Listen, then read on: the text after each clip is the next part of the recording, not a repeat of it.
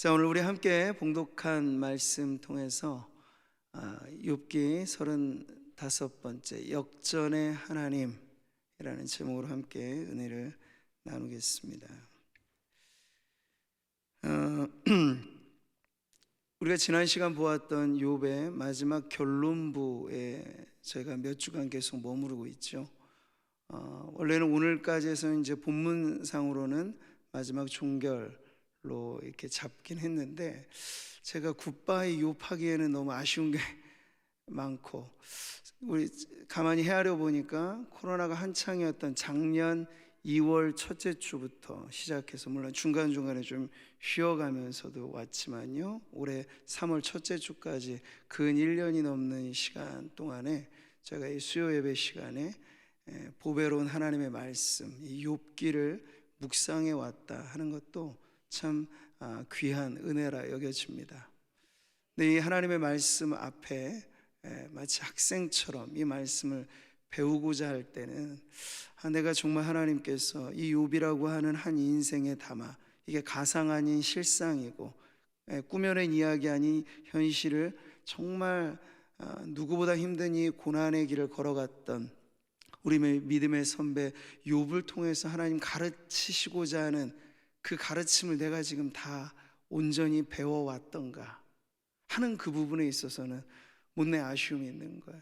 근데 아마 우리가 평생 욥기를 반복해서 읽고, 저는 아마 이번에 설교로 이 욥기를 연속적으로 설교하는 것은 언제 또 다시 할지 몰라요.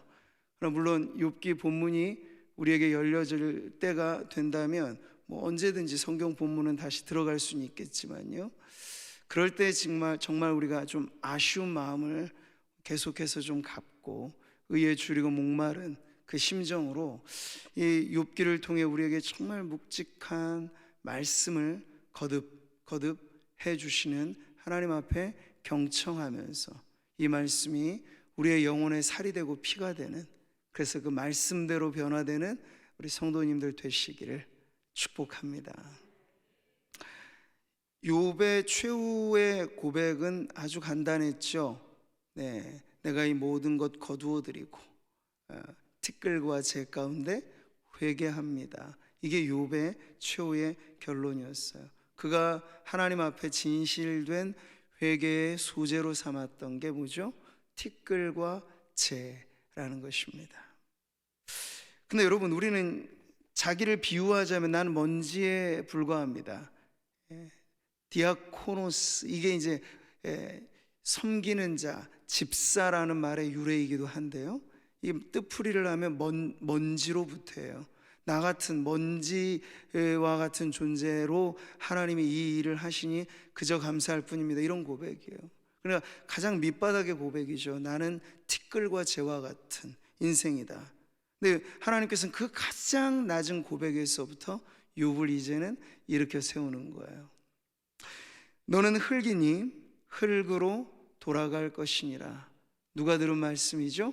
아담이 범죄 후에 들은 말씀이에요. 여기서 우린 인간의 본질이 흙에 지나지 않는다 하는 걸 알아요. 인생의 정체를 우리가 표현할 때는 그래서 바로 이 가장 낮은 곳에서의 고백, 하나님 나는 티끌과 재와 같은 인생입니다 하는 그 회개로부터 우리의 인생은 다시 출발할 수 있다는 걸 욥기의 결론부는 우리에게 보여주고 있습니다.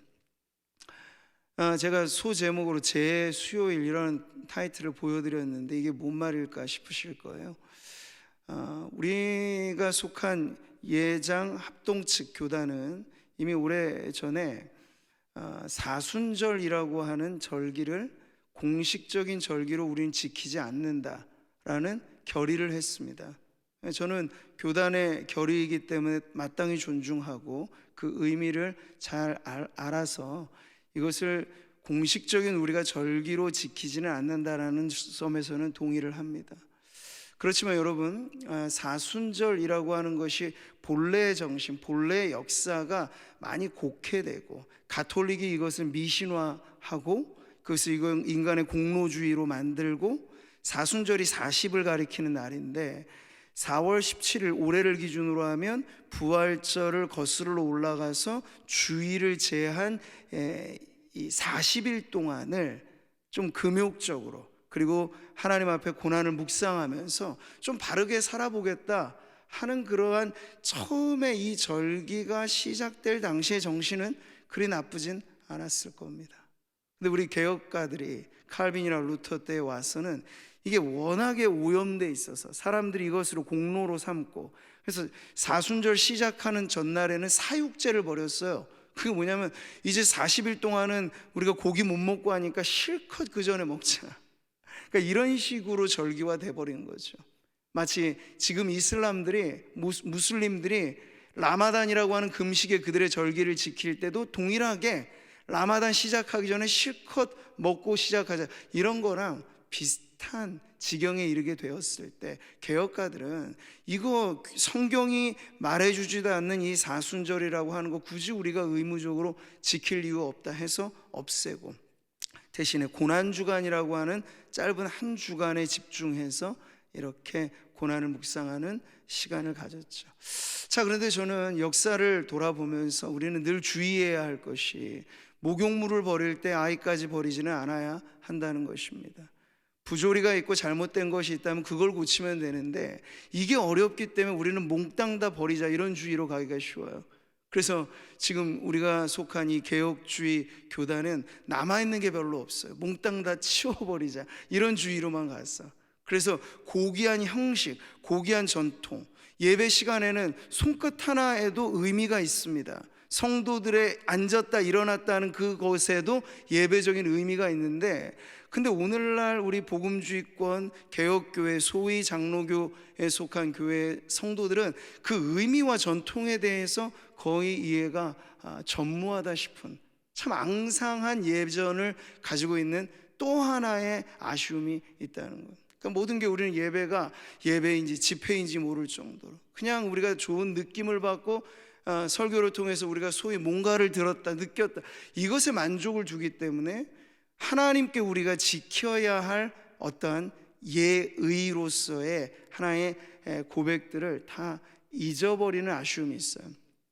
저는 이 사순절, 오늘이 바로 그 날이 시작되는 날이기 때문에 제가 조금 더 언급을 하는 것입니다. 교단적으로야, 우리 교회적으로야 제가 고난주간을 지키는 기준에서 사순절을 지키자 이런 얘기는 안 하겠습니다만, 적어도 그 본래의 정신을 우리가 생각하면, 사실 부활절을 우리가 환희에 찬 즐거움으로 맞으려면 언제부터 준비하는 게 제일 좋겠습니까? 40일도 모자랄 거예요, 그렇게 따지면. 우리는 지금 성찬을, 이 영광스러운 성찬을 1년에 몇 차례 못하는 안타까움이 있는데, 사실 개혁가들 루터도 칼빈도 할 수만 있다면 매일 성찬을 하는 것이 복이라고 말했을 정도였어요. 근데 그게 안 되죠. 대중화되고 기독교가 집단화되고 대형화되다 보면 성찬 한 번 집례하기도 어려워서 본래의 개혁가들이 우리들에게 원했던, 전수해줬던 신앙의 고귀한 유산도 우리는 사실 지키지 못하고 있습니다. 그래서 저는 이 사순절, 시작의 날을 이름하여 제수요일이라고 붙인 그 의미만큼은 우리가 한번 되새길만 하다 하는 거죠. 이 욥기의 메시지와 딱 맞거든요. 그리스도의 고난 앞에서 우리가 너무나 유욕적이고 세상에 길들여져 있는 삶을 아무런 문제 없이 살아가다가, 이렇게 고난의 절기를 음미하고 묵상하기 좋은 시절이 왔을 때 의도적으로라도, 우리는 죄 가운데 시작된 인생입니다.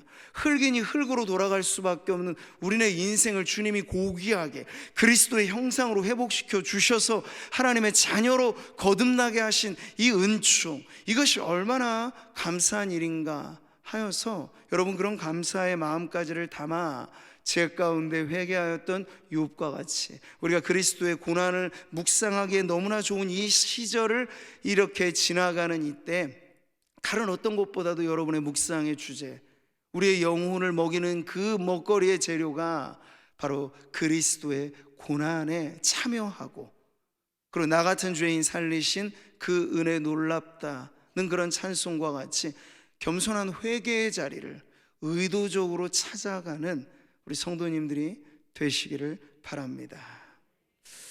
자, 욥은 지금 티끌과 재 가운데서 겸손히 회개함으로써 이제 모든 것이 역전되어지는 자리로 나아가게 됩니다. 하나님은 가장 낮은 곳에서 욥의 인생을 다시 시작하게 하셨다는 거죠. 우리 6절의 말씀 다시 한번 보겠습니다. 내가 스스로 거두어드리고 티끌과 재 가운데에서 회개하나이다. 욥기에 나오는 최후 발언은 이것이죠. 그 다음에는 욥기의 저자의 서술로서 욥의 이후 행적이 나오는 부분입니다. 그러니까 욥이 지금 이 대목에서 하나님 만나기 전까지 자기 생각과 얼마나 다르다 하는 것을 우리는 알 수 있어요. 그가 생각했을 때는 어떤 것이었죠? 하나님 만나기 전까지는 하나님 내가 만나기만 해봐, 내 억울하고 원통하고 내 힘든 이 사정, 하나님 나를 이렇게 코너에 몰아붙이시고 한 거 내가 다 따져서 물을 거야. 나를 왜 이렇게 힘들게 하셨는지. 근데 정말 하나님을 만나고 났을 때 욥은 그게 쑥 들어가죠. 단 한마디도 하나님께 따져 묻는 게 없어요. 억울하고 원통한 것도 없어요. 그 모든 걸 삼켜내고 거두어드리고 그냥 티끌과 재 가운데 회개합니다. 이게 하나님 만난 욥의 가장 내면에서부터 끌어올린, 영혼에서부터 끌어올린 고백이라고 하는 건 정말 깊은 의미를 담고 있습니다. 처음에 예고 없이 찾아온 고난을 맞이할 때 욥은 옷을 찢었고 재를 무릅쓰고 먼지 위에 걸터 앉아서 참담해하는 것으로부터 시작했습니다. 그런데 이제 똑같이 고난의 말미에 그 터널을 지나가는 대목에서는 똑같이 티끌과 재 가운데 있는데 그는 참담해하지 않고 오히려 참회하는 심정으로 하나님 앞에 엎드리고 있다는 거죠. 자, 이것은 가장 낮은 자리에 회개를 보여주고 이 심령의, 그러니까 욥이라고 하는 인물과 여러분 팔복을 대입해 보시면 구약시대 성도의 대표격인 이 욥이 팔복의 사람이 얼마나 많은 정말 내용을 그가 담고 있는지를 우리가 볼 수 있을 거예요. 완전히 파산난 상태부터 시작해서 애통해하면서 그러면서 하나님 앞에 길들여진 그 온유함으로 나아가게 되는 이 모습을 보며 하나님은 우리에게도 원하시는 바 티끌과 재 가운데 겸손히 낮은 자리에 우리가 처할 때 하나님은 우리를 높여주신다 하는 그 진리를 알게 되는 거죠. 아브라함도 동일한 고백을 했더랬어요. 나는 티끌이나 재와 같사오나 감히 주께 아뢰나이다. 많은 성경학자들이 욥의 시대를 아브라함과 동시대로 추정을 하는데 이 신앙에 걸출한 약속의 자손으로부터 출발한 아브라함이나 그 비유대적인 상황에서 어찌 보면 욥기는 매우 선교적인 대상이기도 합니다. 그들에게 속해 있었을 욥이라고 하는 인물, 동일한 믿음의 고백은 나는 티끌과 재가 같은 인생입니다. 그러니 여러분, 모든 시대 모든 사람들 가운데 하나님은 믿음의 백성들을 발견해내시고 그들을 구원해내실 때 공통의 분모를 우리에게 가르쳐 주시는 거예요. 가장 겸손한 회개의 자리에서부터 하나님은 우리의 인생을 새롭게 시작하신다 하는 것이죠. 자, 여러분, 오늘 본문은 욥기의 결론임을 우리가 계속 보는데요, 욥은 회개로서 자신의 최후의 발언을 하고 이제 전면에 나서는 건 하나님이십니다. 제가 여기 한자까지 포함해서 3글자를 소개해 드리는데 우리가 욥기를 읽어낼 때 오늘날의 상황에서도 겹치게 되는 그런 문제들이 바로 여기에 담겨져 있어요. 여러분, 사실의 문제, 그건 사건이죠. 있는 그대로의 어떤 일. 근데 지금 욥과 친구들은요, 욥이 고난을 당했다라고 하는 사실에 있어서는 모두가 다 같은 현장에 있어요. 그렇죠? 그런데 말이죠, 똑같이 고난이라고 하는 현장에 있는데 욥이 이해하는 고난과 친구들이 이해하는 고난이 전혀 다른 거예요. 그러니 여러분 아셔야 됩니다. 역사의 사건을 같이 경험한다고 해서 똑같은 해석이 나오지 않는다는 사실을요. 지금도 보세요. 저 우크라이나라고 하는 나라가 러시아에 짓밟혀서 지금 엄청난 고통을 당하고 있을 때 역사는 이것을 하나의 전쟁의 역사로 기록할 것입니다. 그러나 우크라이나 국민의 입장에서 이 전쟁과 러시아 침공하는 그네들의 입장에서 이 역사는 해석에 있어서는 전혀 달라질 것을 우리는 알 수 있어요. 그럼 여러분, 사실을 내게 알려달라, 이것은 어찌 보면 매우 모호한 이야기예요. 사실보다 어떤 의미에서는 더 중요한 건 그 사실을 바라보는 관점이거든요. 그래서 역사는 일어난 일을, 몇 년도에 무슨 일이 있었다를 나열하는 건 역사가 아닙니다. 역사가의 의무는 그 사건이 과연 어떤 의미를 가졌는가를 해석해내는 거예요. 근데 그 점에 있어서 지금 욥도 자신의 고난의 해석자로 서 있는 거고, 욥의 친구들도 그 욥의 고난에 대한 해석자로 서 있는데 서로의 의견이 상충되고 있어요. 근데 마지막 대목에서 하나님께서 이제 시시비비를 가려내시죠. 그 말씀이 지금 7절에 나와요. 같이 보시죠. 내가 너와 내 두 친구에게 노하나니 이는 너희가 나를 가리켜 말한 것이 내 종 욥의 말같이 옳지 못함이니라. 매우 엄한 표현이시죠. 엄중한 표현이에요. 근데 여러분, 이 하나님의 말씀이 욥기의 사실은 정답이죠. 고난이라고 하는 시험 문제를 출제한 분도 하나님이신데, 그 문제 출제자인 하나님께서 직접 답을 주시기 전까지 욥은 고난은 이런 것, 친구들도 고난은 저런 것, 이렇게 저렇게 말을 하여 오면서 서로 싸움박지만 해왔습니다. 그리고 그네들은 이 고난을 허락하신 하나님이 어떤 분이신가 하여 하나님에 관해서도 이렇게 저렇게 떠들었습니다. 그런데 정작 이 모든 것을 듣고 계셨고, 보이지 않으나 함께 하시는 하나님이 그 욥의 고난에 동참하시면서 하나님이 느끼셨던 건 답답함이었던 거야. 야, 내 종 욥이 지금 왜 이렇게 말하고 있는가? 불의로 진리를 막는 어리석은 자와 같이 이치를 가리고 있는가? 왜 이러한가? 욥을 바라보는 하나님의 마음도 답답하시지만 친구들의 이 의견들도 마찬가지로 하나님은 매우 답답해하면서 지금 참고 들으신 거예요. 두 번이나 여러분 반복해서 나오는 말이에요. 이는 너희가 나를 가리켜 말한 것이 내 종 욥의 말같이 옳지 못함이라. 욥도 말했죠. 하나님 가라사대. 친구들도 말했어요. 하나님 가라사대. 자기들이 말한 것이 정답인 양 그렇게 말을 하면서 이것을 상대에게 논리적으로, 그리고 감정적으로, 드라마틱하게, 극적으로 설득시키려고 이성과 감성을 동원하고 철학과 종교와 영적인 체험의 간증들도 다 말하면서 그들은 지금 설전을 벌여왔습니다. 이 모두가 하나님의 이름으로 시행됐다는 거예요. 근데 정작 하나님은 이 모든 걸 참관해 오신 결론으로는 니네 틀렸어 라고 말씀하신 거예요.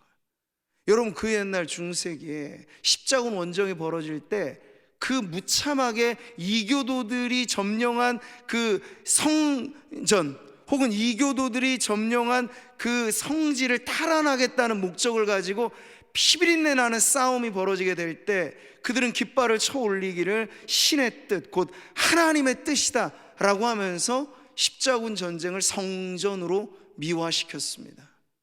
그 결과로서 지금도 이슬람과 이 기독교 사이에 피비린내 나는 이 전쟁 이후에 어떤 이러한 이 선교적인 차원에서도 이 메어진 틈이 잘 메꿔지지 않을 만큼 크나큰 파괴력이라고 말할 수 있겠죠.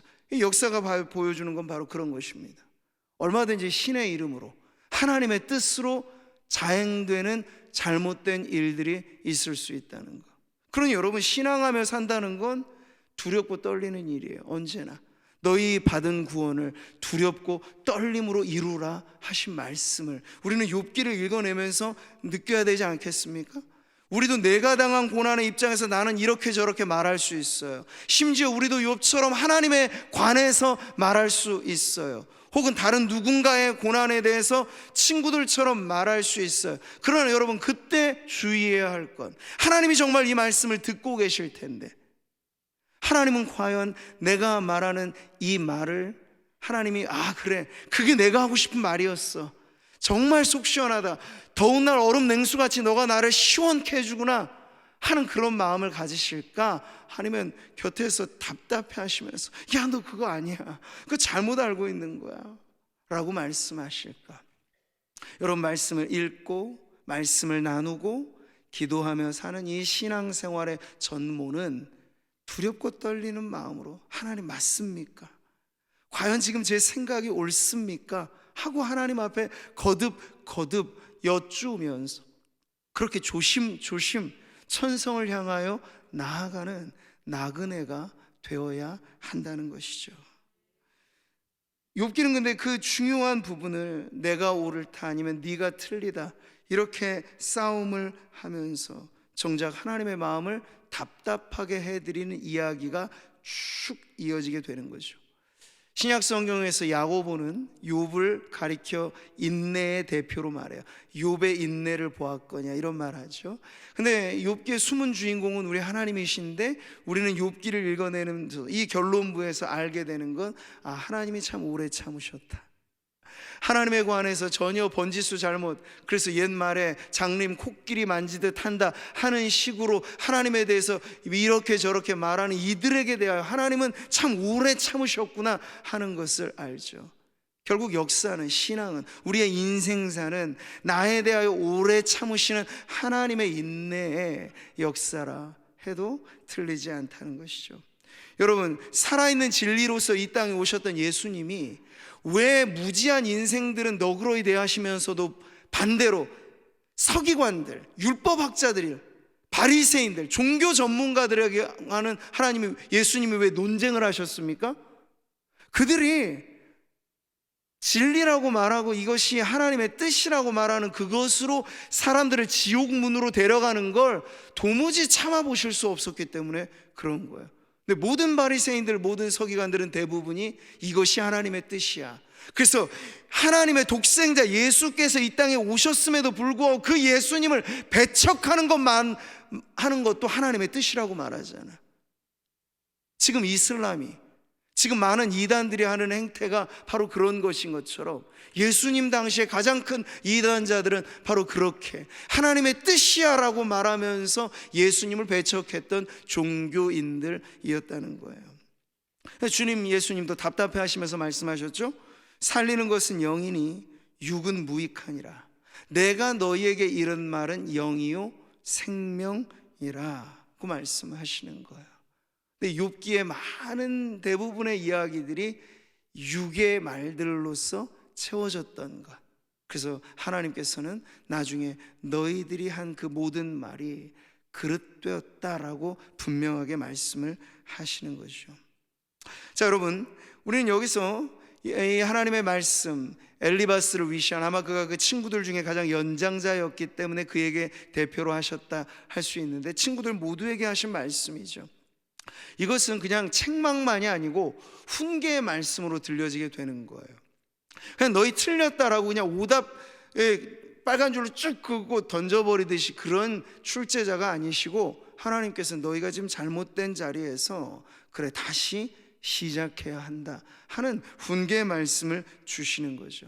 그러면서 이 결론이 우리에게 가르쳐 주는 것, 고난 중에 찾아야 될 가장 좋은 길이 무엇인가 하는 욥기의 가장 중심의 주제를 다시 한번 가르쳐 주실 때, 그것은 지금 욥이 그의 말에서는 그릇되었지만 마지막 하나님을 만난 자리에서 옳게 선택한 게 있었죠.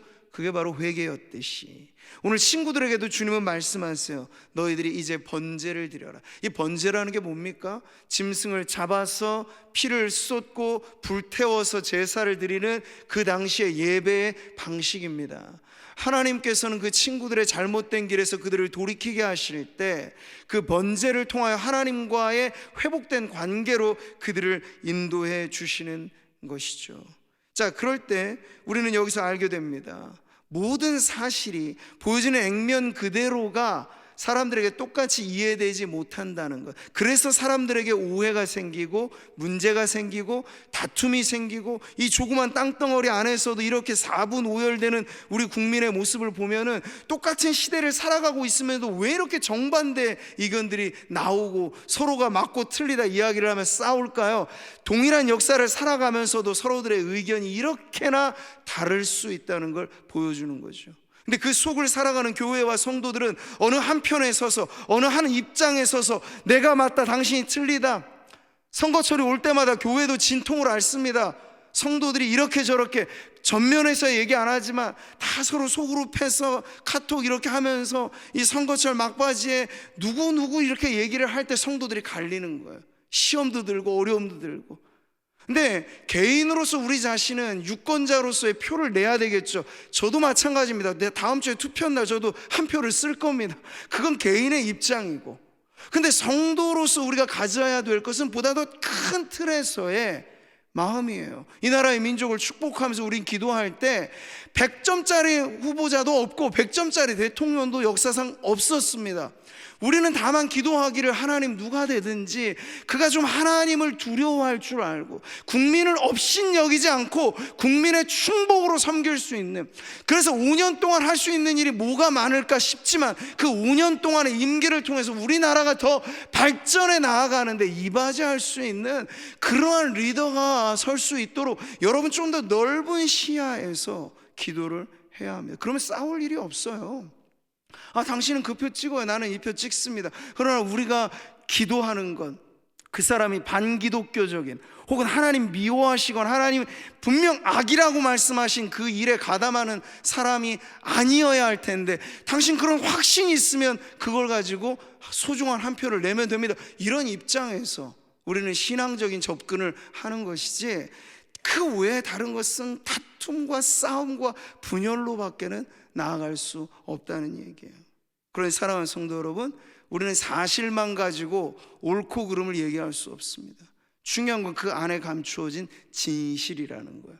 근데 진실은 누가 알 수 있습니까? 무엇으로 알 수 있습니까? 그것은 진리의 말씀, 예나 지금이나 불변하는 하나님의 그 진리의 말씀이 우리로 하여금 고난이라고 하는 사건 속에 감추어진 진실을 가르쳐 줄 것입니다. 그럼 여러분, 오늘 이 말씀을 같이 한번 보실까요? 사람이 감당할 시험 밖에는 너희가 당한 것이 없나니 오직 하나님은 미쁘사 너희가 감당하지 못할 시험 당함을 허락하지 아니하시고 시험 당할 즈음에 또한 피할 길을 내사 너희로 능히 감당하게 하시느니라.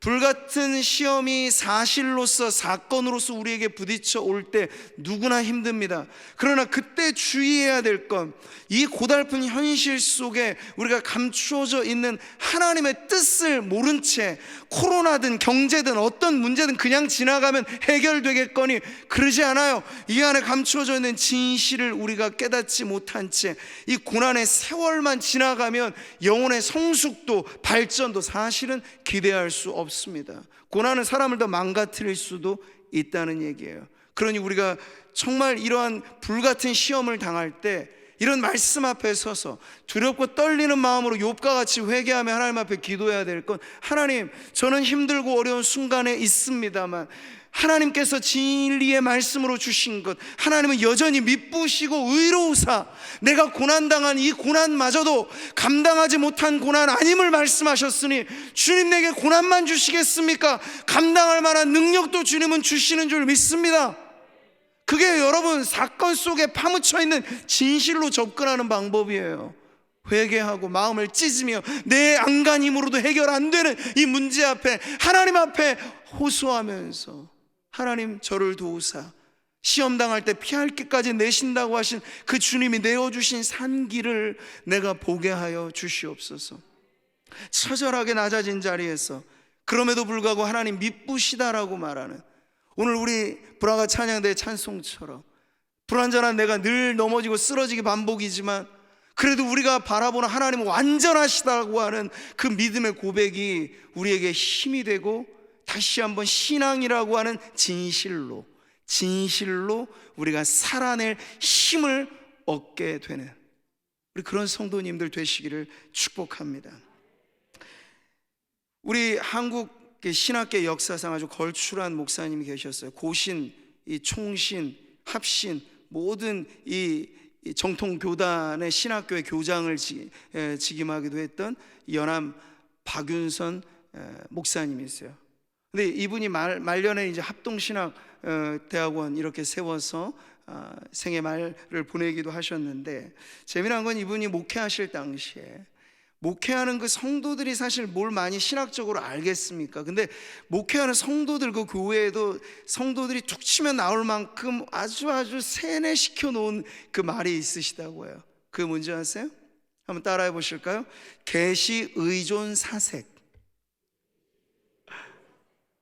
딱 말해봐도 이게 무슨 뜻인가 모르시겠죠? 근데 목회하는 성도들한테 이걸 완전히 새겨 놓으신 거예요. 계시 의존 사색. 이 말은 한 신학자의 인생의 틀일 뿐만 아니라 그분이 목회하는 성도들의 신앙이기를 바라서 신학과 신학을 아우르는 표현인데, 여기서 이 계시라고 하는 건 우리에게 유일무이한 특별 계시로서의 성경 말씀이에요. 그 성경 말씀만을 의존해서 생각하고, 성경 말씀만을 의지해서 신앙하고, 성경 말씀만을 의존해서 살아가라, 이런 뜻에서 계시 의존 사색이란 말을 함축적으로 그렇게 전했다고 하지요. 이분이 하신 어록 중에 이런 말이 있습니다.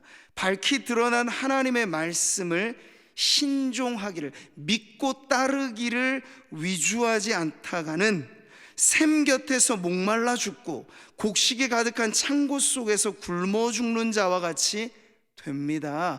그러니 계시를 의존해서 오직 하나님의 그 진리 말씀만을 붙잡고 사건 속에 감춰져 있는 진실을 알아내고자 힘쓰십시오 하는 그런 가르침을 주는 거죠.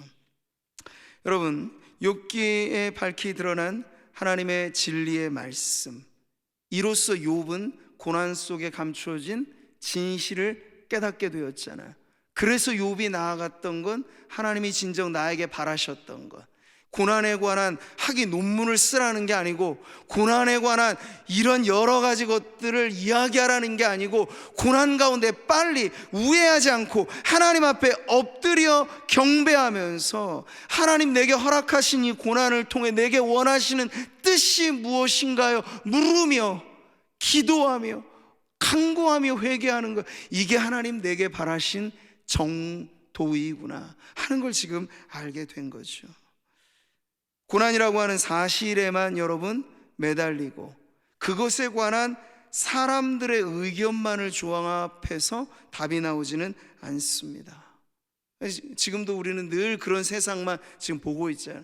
문제가 터지면 각계의 전문가들이 모여서 패널이 되어서 이것에 대해서 분석적인 얘기를 합니다만 답은 없어요. 이게 세상의 한계인 거죠.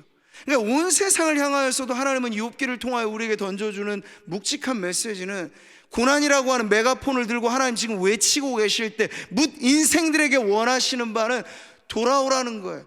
회개하며 돌아오라는 거예요. 예수님 말씀하셨잖아요. 예수님 당대에 실로암 망대가 무너져 처참하게 깔려 죽는 참극, 말하자면 인재가 벌어졌고, 빌라도가 만행을 저질러서 예배자들을 예배하는 현장에 잡아 죽이는 그 끔찍한 종교적인 학살이 벌어졌을 때 사람들은 말하기를, 저들이 무슨 죄가 있길래 저런 참변을 당했는가.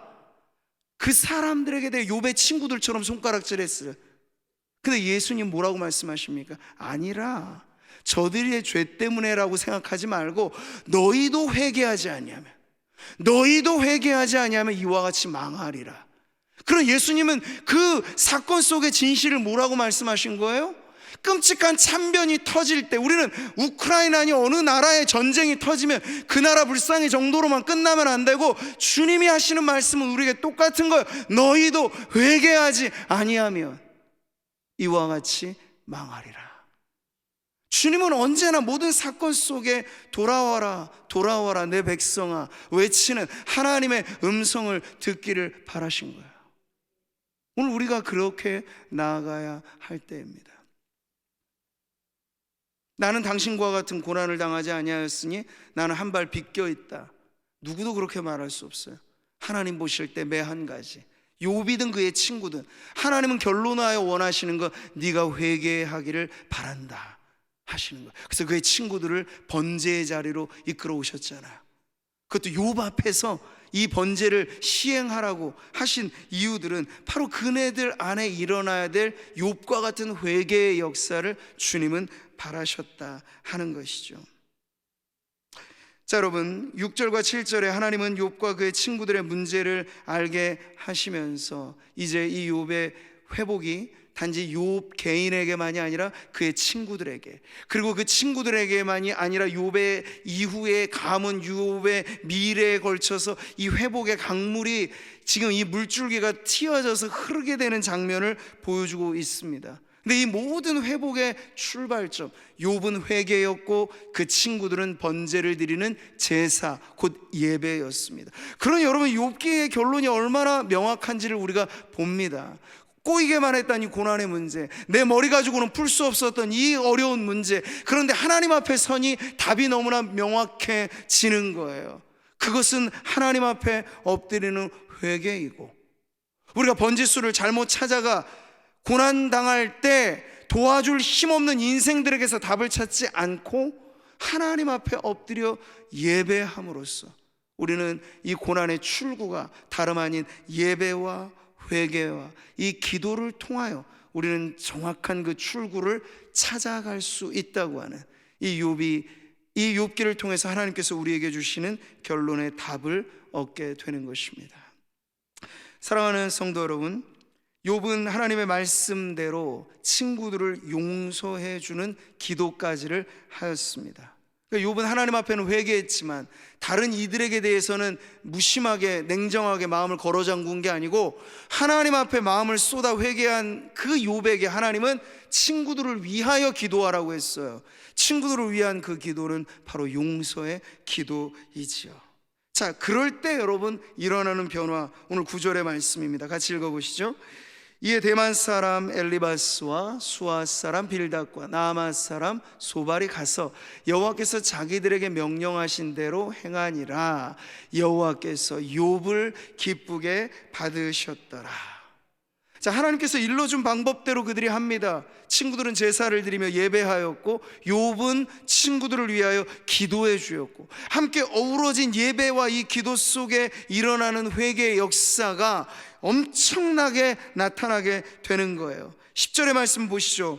욥이 그의 친구들을 위하여 기도할 때 여호와께서 욥의 곤경을 돌이키시고 여호와께서 욥에게 이전 모든 소유보다 갑절이나 주신지라. 아멘.